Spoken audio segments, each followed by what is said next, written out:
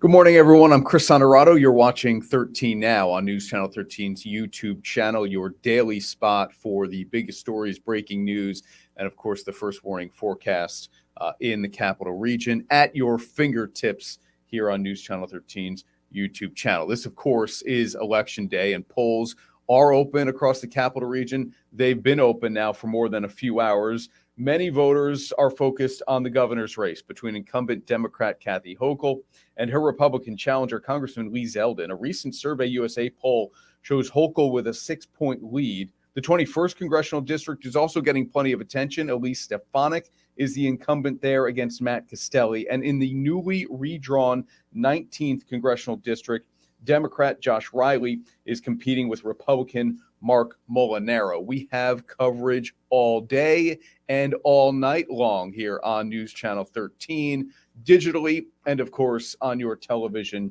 as well. 3 straight hours of coverage on the races right here in the capital region. We'll be on our sister station, My 4, at 9 o'clock as those polls close and the votes start to come in. And then at 11 o'clock, join us on News Channel 13 for an hour of coverage there. You're watching us on YouTube. We have coverage on YouTube as well. Our social media channels, of course, Facebook, Twitter, and then you're streaming right here on YouTube. Tessa Bentulin and Elaine Houston will anchor our coverage on YouTube for those 3 hours. Again, starting at 9 o'clock as those polls close, make News Channel 13 your choice to get your election day and night results.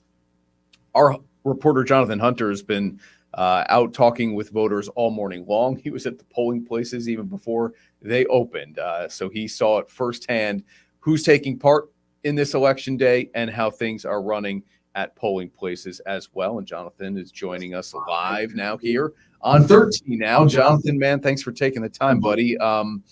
You were able to talk to some voters. What are the biggest concerns this election season, as we know, or we at least expect, the turnout for these midterms to be very, very high?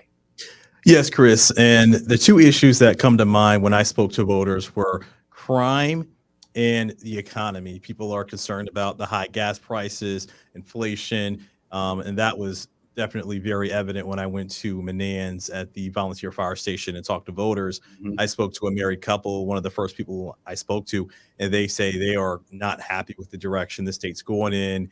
They say they're concerned about high gas prices, crime, but there are some other issues as well. And when I was at the VFW in Albany, the second place we stopped at today, Yeah. I spoke to a man who was a part of the LGBTQ plus community. He says he's concerned about women's health, women's reproductive rights. And another gentleman I spoke to said he's concerned about ethics in government. So the 2 big issues are economy and crime, but there are some other issues as well. Social issues. Yeah. And I think a lot of people watching and listening would try to draw a line straight down the middle and be able to split and maybe figure out who those people were voting for, Jonathan, based on their concerns, be it Republican or Democratic. Did voters talk with you at all about which races they were most concerned with? So we have the issues, okay, yes, and those are in line with what we've talked about, even just from a national standpoint. But in New York State, were voters talking about, hey, I'm really most interested in who is the next governor, or I'm really looking at these congressional races, 19, 20, and 21. Those are the ones I'm most interested in seeing how kind of the chips fall tonight. Honestly, it was the governor's race. When I was in Menands at the volunteer fire station, that married couple who I just mentioned, they were not happy with Hochul. They told me they were going to vote for Lee Zeldin. And then I actually spoke to another woman who let us film her body, but she didn't want to be identified, didn't feel comfortable giving her name, but she wasn't happy with the direction the state was going in. So I got the impression that she wasn't happy with Governor Hochul as well. So that governor race is the race that I think a lot of people are paying attention to.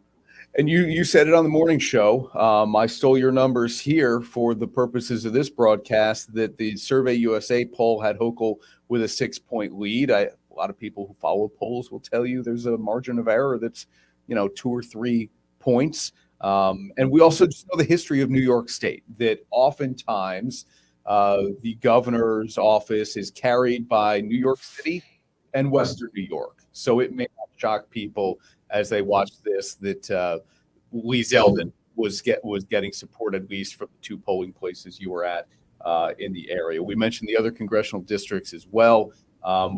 What would you say, Jonathan? Because I made the broad statement that there's a ton of interest in these midterm elections nationally. Like 73% of voters who identify as either Democrat or Republican say they are highly interested in this election.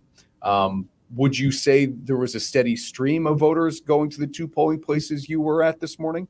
Yes, at the Menands Volunteer Fire Department, we were there obviously first thing this morning, 5 o'clock, doing our live shots, and there were people at the door at 5:45. The polls open at 6. So I walked inside to talk to an election worker, and I can obviously see that there's a steady amount of people coming in and out. But I had a conversation with one of the election officials, and she said within the first 90 minutes, they had nearly 100 people come in to vote. And that was a big number for them. Yes. Okay. So the turnout's good there. And the other place we went to at the VFW on Delaware Avenue, they had a steady amount of people. Wasn't as crowded or as busy, but they said they've had people come in. They had a little bit of a late start there, but other than that, people were still coming in. But yeah, people are interested. All right, buddy. I know you've got to get ready for the noon, which is an hour-long show now, of course, on News Channel 13. Thanks for jumping in here on 13 Now and giving us your firsthand perspective of how things are going so far on this election day. All right, no problem, Chris. Have a good one. Jonathan Hunter, we call him JH in the newsroom, and he is out covering those elections today. You'll see him live at noon as well. First, though, before we get to what's coming up on noon, here's meteorologist Neil Astano with the first warning forecasts. It's going to be a cool and breezy day. Temperatures getting back more in line where they should be for this time of year. This big bubble of high pressure is going to be building in, and that's going to give us quiet weather. Big bubble, no trouble, a little cool for the afternoon, and then tonight as that high settles in over us, it's going to be quite cold. We're talking teens and 20s by tomorrow morning. So that high will slide off the coast, and as it does so, we'll begin to get more of a south wind in here. So by Thursday, that's when we start to see a bit of a warm up. Still another chilly day tomorrow, but it's not going to be nearly as windy. So a tranquil couple of days across the area before we get some rain in here toward the end of the week. Our highs today will struggle to get up to the low 50s, with breezy conditions making it feel even cooler. Then tomorrow, not quite as much wind, milder on Thursday. Looks like some heavy rain could come in Friday afternoon into early Saturday.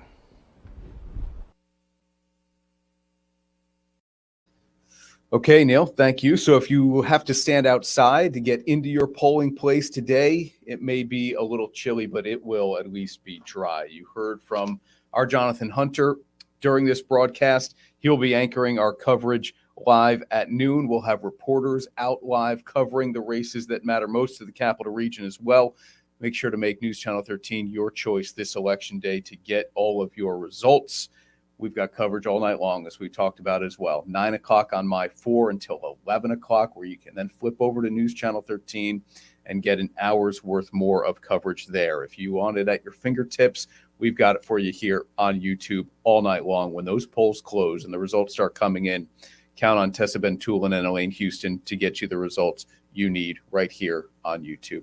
Thanks for watching 13 Now. Have a great Tuesday, everyone. I'm Chris Honorato.